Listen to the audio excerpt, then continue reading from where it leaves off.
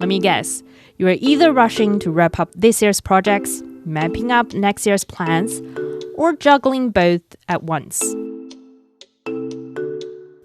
And you know what? That's exactly what we are talking about today on Climate Watch. I'm Fei Fei. Here we break down big climate questions with insights from experts and industry insiders. I've also launched my newsletter on Substack called Rivers and Mountains. If you'd like to keep in touch, you can find me there too. Last week, Chinese leaders gathered in Beijing for the Central Economic Work Conference. It's the meeting where they review what's been achieved this year and set priorities for 2025. This annual gathering is closely watched for signals about the economy, the monetary policies or market trends. But what about its climate implications? What does it mean for China's green ambitions and for the world? Let's unpack that.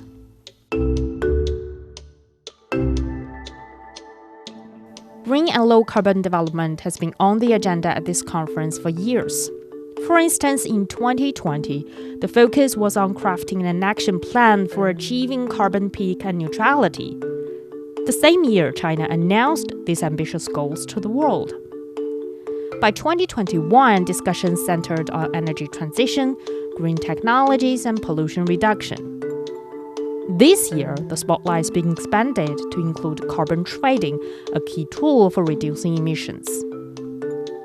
This evolution isn't happening in isolation. As we discussed in our COP29 episodes, a global carbon market is emerging, and China is aligning its efforts with this trend.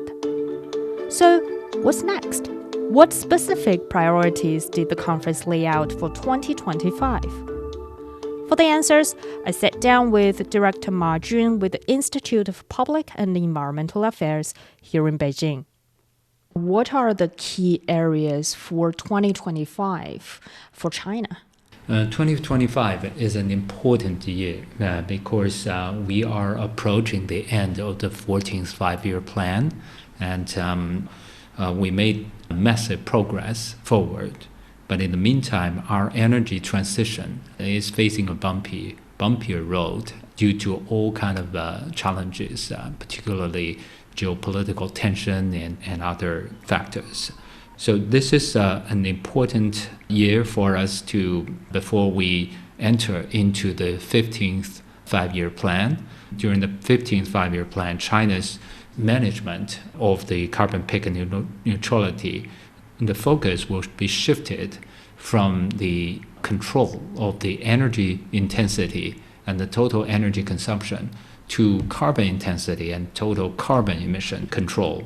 So that is a key issue. And this next year will be the fifth year for China to put forward this carbon peak and neutrality target. So I think it's very important for a whole set of measures to be released for that before the 15th five-year plan. Before this conference, a whole series of central government policy have been released. One major one is about the green transformation, to promote green transformation in every aspect of our social economic development. And the other one is the state council's planning to shift the focus to the carbon intensity and carbon emission control.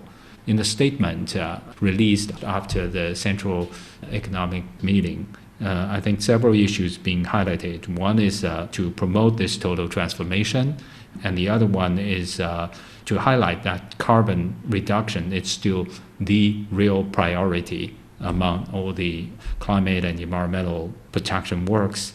Of course, the backdrop is China will peak its carbon emission during the 15th five-year plan. So that carbon reduction will increasingly become the central priority.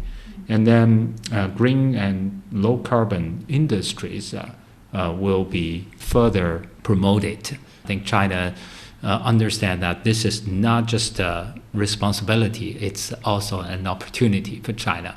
So to continue to grow the related green industries is important. Last but not least, I think next year China will also try to tap further into the market-based solutions, such as to expand our national carbon trading market and also create all kind of rules for corporate, regional and corporate carbon emission accounting, and also including the product carbon footprint accounting. You talked a lot of very interesting points here, and I want to, talk it one by one. And the first one you mentioned about, the overall man side of green development here in China is transformed from energy intensity to carbon intensity. And what kind of change is that really? What kind of change will it bring in terms of policies or industries? Yeah. Before, we focused more on the energy intensity control and also the control of the total energy use.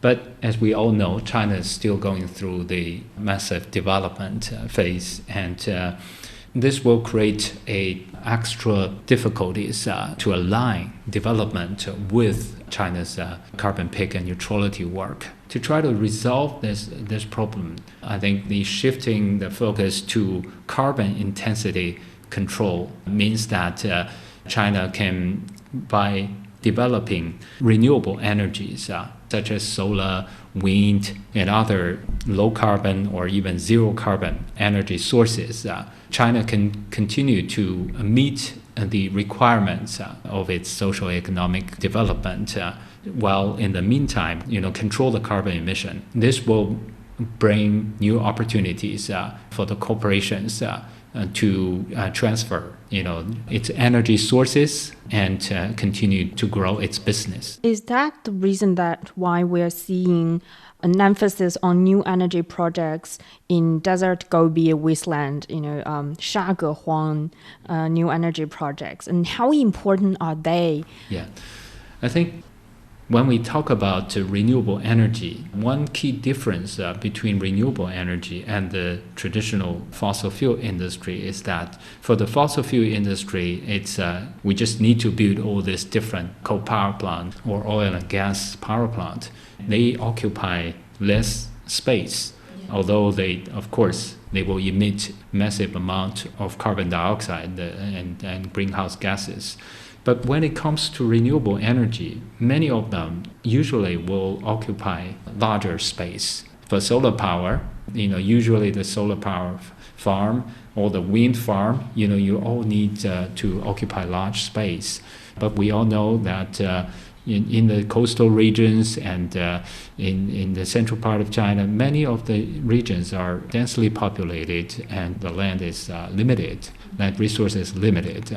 So to further expand the deployment of the enormous volume of renewable energy that we need will be quite challenging. But when it comes to the desert, to the Gobi and those rocky areas, I think there are usually less populated and there are more space to deploy all the renewable resources. So as we can see that China during the past 10 years continued to expand renewable energy resources. The total installation of the renewable resources have reached the target of 1,200 gigawatts by the end of this June, meaning that we achieve the 2030 target 6.5 years earlier. Quite amazing development. But during the process, we also can see that in some of the coastal regions, it is challenging to try to find very big space to further expand renewable resources. So when it comes to centralized solar power and wind farms, those desert, rocky areas and Gobi areas become increasingly important. And of course, it doesn't mean that we will not try to build renewable energy along our coastal regions because coastal regions are the center for our demand for renewable energy. So along the coast, we will build more distributed solar and decentralized wind farm. But for those centralized part, the big ones, we still need the big ones. The big ones will be built in the far west. In the inland area. And I think that will also kind of address the issue of the gap of development between the west, the inland areas, and the coastal eastern regions. But then I also think about we are building these renewable energy projects because, of course, we are transitioning into a new energy grid nationally. And I heard a term about the impossible triangle in China's energy transition or transformation. What exactly is that impossible triangle? Impossible triangle is used in a metaphorical way to highlight the dilemma for the energy transition.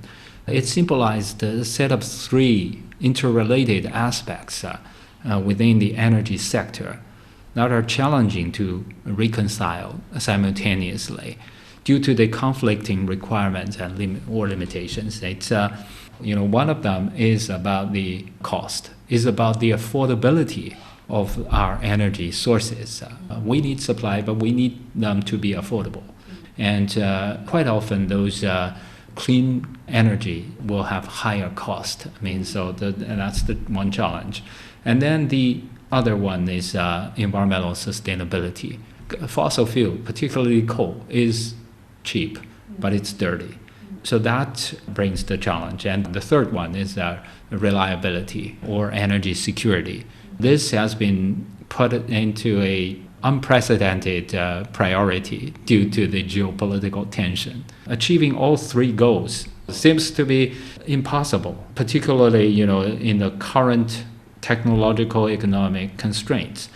Is this a China's problem or is more of shared international? This is absolutely shared globally. Yeah, this is shared globally. But China, the challenge for China is somewhat bigger because of our national conditions. We have a condition that we are only rich in coal, the most carbon-intensive fossil fuel.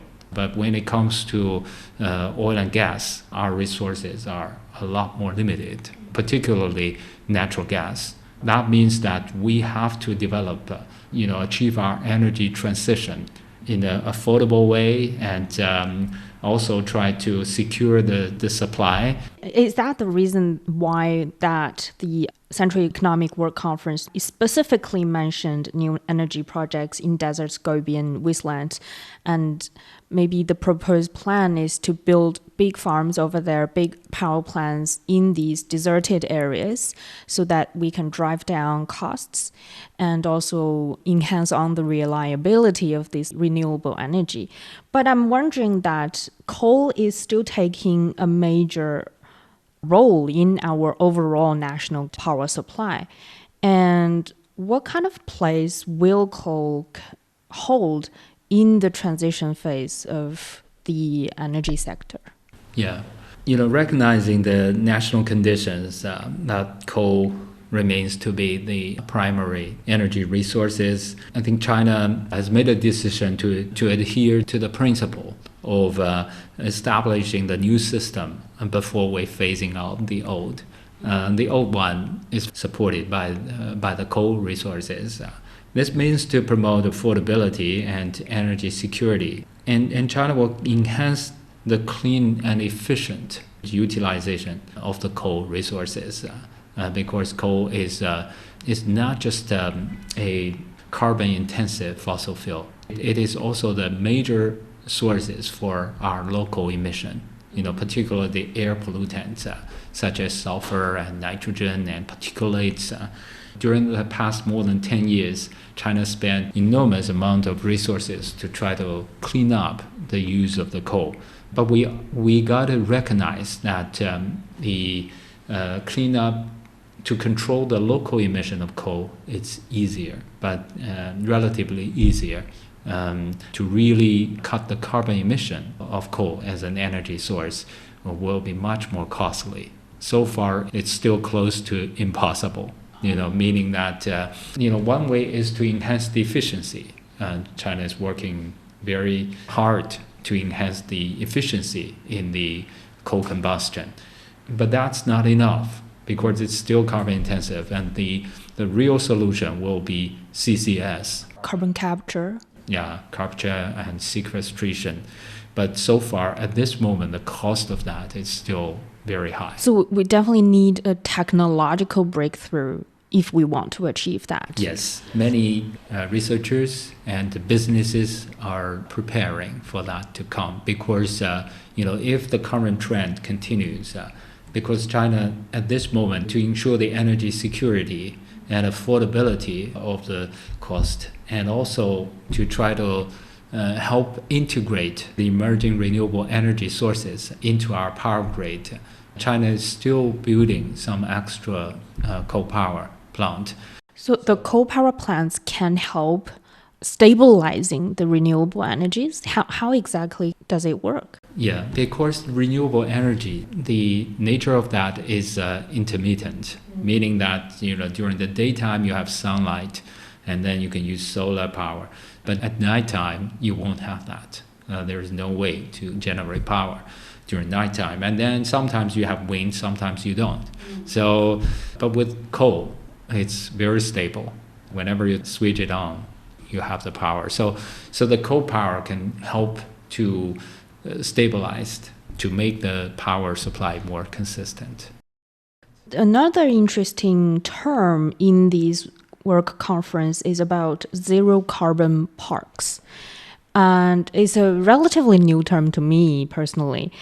What exactly is zero carbon parks? And also, as I understand, there have been a lot of talks surrounding zero carbon factories, zero carbon cities, zero carbon villages. And they are really controversial when it comes to exactly how zero can their carbon emissions are. So how can we understand these zero carbon establishments? I think moving towards zero carbon is important because fundamentally, if we want to achieve the Paris Agreement target, then the world needs to come to net zero of its carbon emission globally by 2050. To try to promote decarbonization and pushing to net zero through the major countries and regions and even sectors, I think that's important.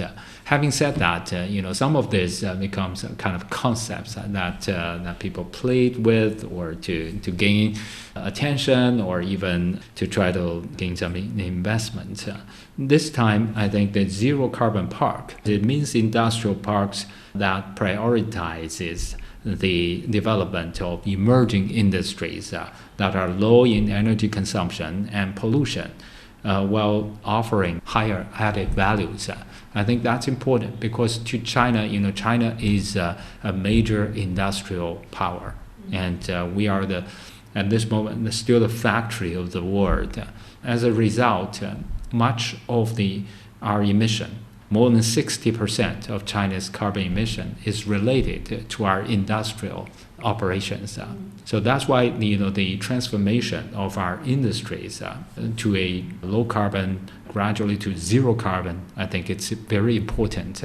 So China plans to build a number of zero carbon parks to maximize the use of clean energy, to achieve minimal carbon emissions in the not just production, but siting and operation and management, overall, the life cycle of the industrial practice. I think this is more possible, to do it in the industrial parks because, we all know that there's this concept of circular economy. One factory's waste could be the raw material for the other one. So they could eventually, if we plan that in a sophisticated way, there will be more possibilities to achieve low carbon or even zero carbon, net zero within the industrial parks. And I think when it comes to zero carbon, there definitely will be calculations of the carbon itself. That's also a very controversial topic at the moment in terms of, how do we calculate them? And They are also mentioning about setting up carbon footprints management systems, so on and so forth in the World Conference. So what kind of steps are necessary right now for China to really make the calculation of the carbon more accurate, I would say? Yeah, talking about next year, this will be the real focus. Started from next year, but will be continue to be our focus in the 15th five-year plan, because we need to have measurement before we can have the sound management.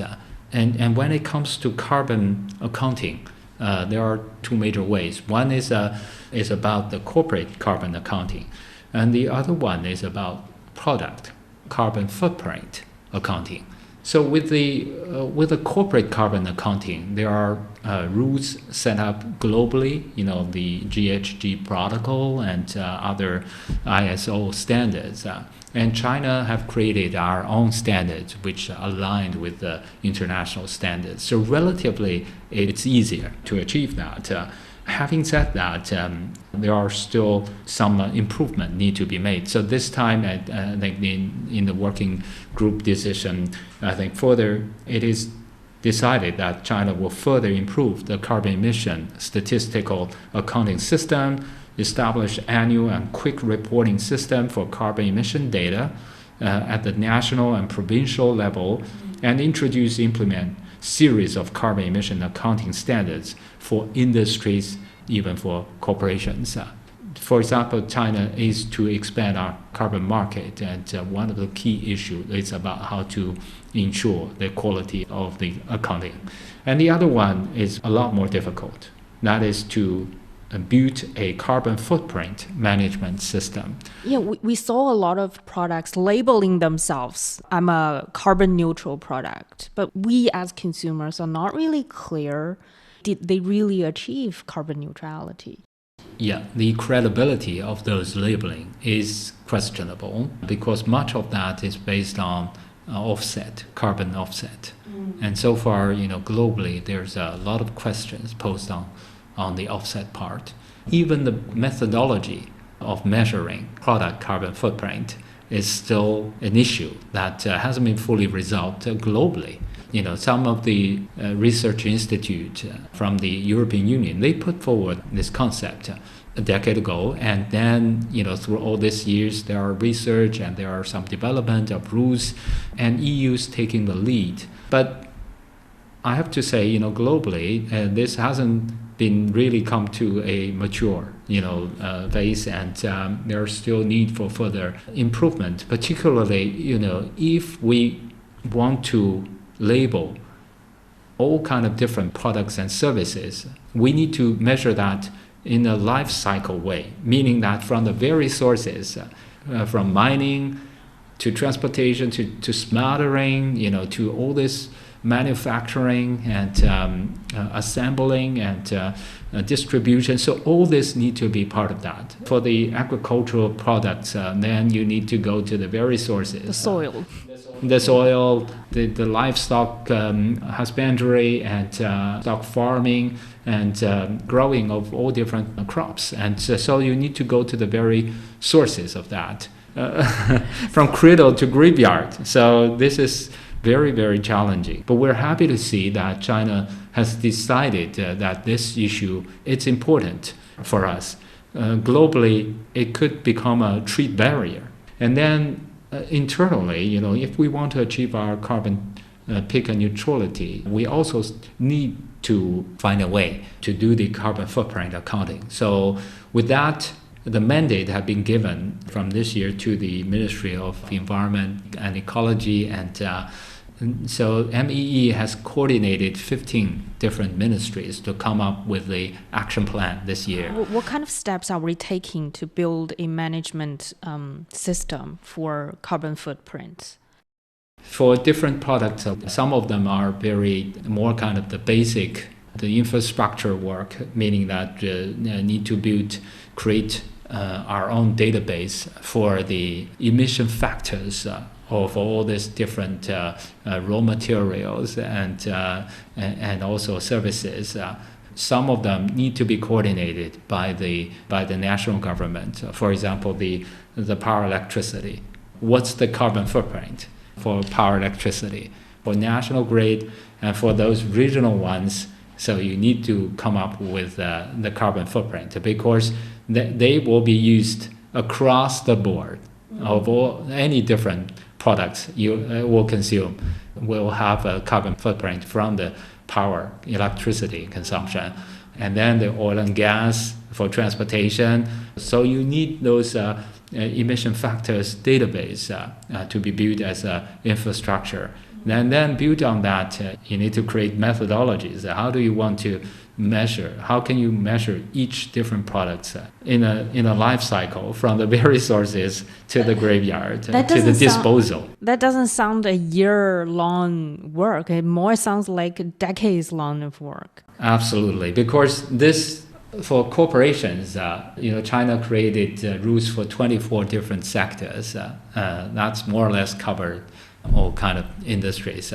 But with the product carbon footprints, we're talking about thousands or tens of thousands or even more. I mean, so that's the real challenge. Having said that, I think China is more likely to make the breakthrough on this because China is the factory of the world and have the comprehensive industrial system, which means that we can trace within our country, which is easier. Yeah, the energy use and then all different carbon emissions through the industrial process and the final disposal and the usage. So the calculation or the accounting of carbon footprints sound more complicated than, for example, our carbon market. And I think I'll start with the easier one in this episode. China launched its national carbon market 3 years ago, but now at this World Conference, we're still talking about the construction of the national carbon market. So why is that, and what are the targets for this round of work? China launched the market 3 years ago, the national market, and during the past 3 years managed to make it the world's largest carbon market with more than 3.5 billion tons of carbon emission covered. Having said that, we only managed to have one industry, only the coal power industry. And then the price so far, it's still relatively low, meaning that it still hasn't really come to a level that it can stimulate real significant emission reduction. And then the trading is still not active enough. Usually, toward the end of this year, now it's the time. Before, the end of the year, many coal power companies will try to buy some credit, but most of the years it's not quite actively traded. And then there's also limited trading instruments, no derivatives and others are allowed to be traded. And so obviously this is still not a mature market. So to solve this problem, the central government, particularly the Ministry of Ecology and Environment, which is in charge of the national carbon market, have taken measures, particularly this year, to try to speed up the expansion of our market. And some of the preparations have been made in a quite intensive way. Just over the past several months, the ministry have come up with three methodologies for 3 extra industries. One is cement, and the other one is aluminum, and the third one is iron and steel. So we are getting close for these 3 to be integrated into the market. All 3 are carbon-intensive industries, going to bring billions of tons extra into the trading system. Well, that reminds me of some companies that they are sort of complaining in a way about in this carbon trading or other efforts in green development or trying to transitioning into the green development, that is really a burden because it's cost for them. How can we incentivize them further to take part in, for example, in the carbon trading for the coal power plants, or in the future the steel makers or the aluminum makers? Yeah, we do want to hit the balance. We don't want to, obviously, to put too big a burden on the industries will be troublesome. But in the meantime, if the price is too low, then it won't stimulate any real reduction. It won't reward those who want to go green. So basically, our experience is that, if we hit the balance, then most of the industries will care more about leveling of the playing field. If this carbon cost applied to everyone instead of only on me, then I can find a way to maintain my competitiveness. I can try to be more efficient, or I can try to find a better way to decarbonize through the trading. So I think that's very important. We got to realize that part of the reason for us to speed up the expansion of our carbon market is also because some of the regions globally are preparing for the cross-border carbon tax. If we don't do it, then it means that our industries in their export got to pay the money to others instead of pay it within our country to motivate faster decarbonization here. So I think now the time has come for us to recognize that the carbon emission will need to have a price. Otherwise, it will continue to send the wrong signal that those who cut corners actually going to be benefited in the market. They will become more competitive. That's not quite right. Before we go, I have one last question. Is about COP29 this year. There has an agreement on an international carbon market. How do you think China can leverage in that deal? And how will China take part in cross-border carbon trading when our national carbon market is still in the process of construction? I think the global carbon market is a very important instrument, a mechanism upheld by the Paris Agreement. But all the COPs, now we're entering into the 10-year anniversary. Past 8 COP meetings, there was no decision, no consensus can be built.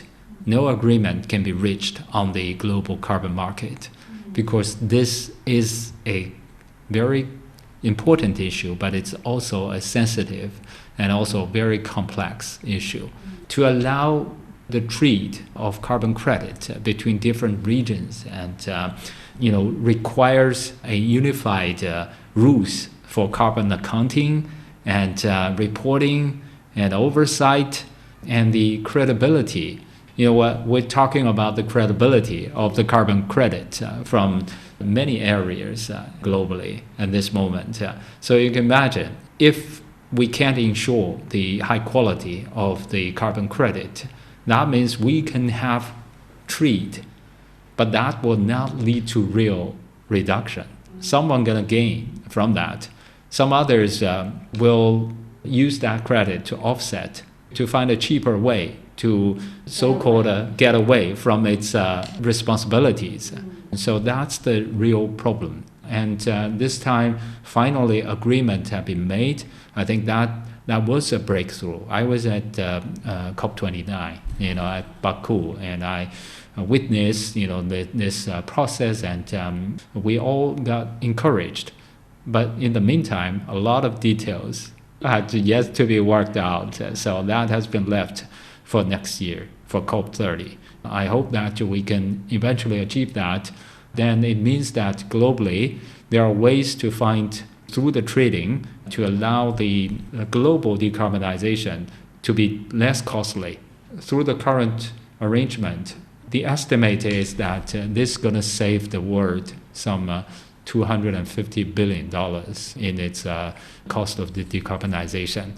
Of course, China eventually want to be part of that, but at this moment, a lot of credit from China, probably because our challenge to achieve our own target of carbon peak neutrality, of all these carbon credits, I think, at least now need to be kept within China for us to achieve our target first. But if we can, accelerate our decarbonization, if we can find ways to achieve that, then we probably gonna have extra carbon credit. I mean, that's also possibilities. Thank you very much, Mr. Ma Jun. Thank you. It's worth noting that the Central Economic Work Conference sets broad directions. Over the next 2 months, government agencies will develop detailed plans which will be finalized and announced during March's 2 sessions, the National People's Congress and the Chinese People's Political Consultative Conference. At Climate Watch, we'll cover those updates in depth as well, so stay tuned in 2025. A huge thank you to Director Ma Jun with the Institute of Public and Environmental Affairs. And also thank you for listening to this episode of Climate Watch. If you have any questions about climate change or suggestions for future episodes, reach out to me at fei.fei@cgtn.com, fei.fei@cgtn.com. I'd love to hear from you. Or you can also find me on Substack by searching Rivers and Mountains. Don't forget to subscribe for more updates on what's happening to our planet and what we can do to make a difference. Enjoy the holidays. You've earned it.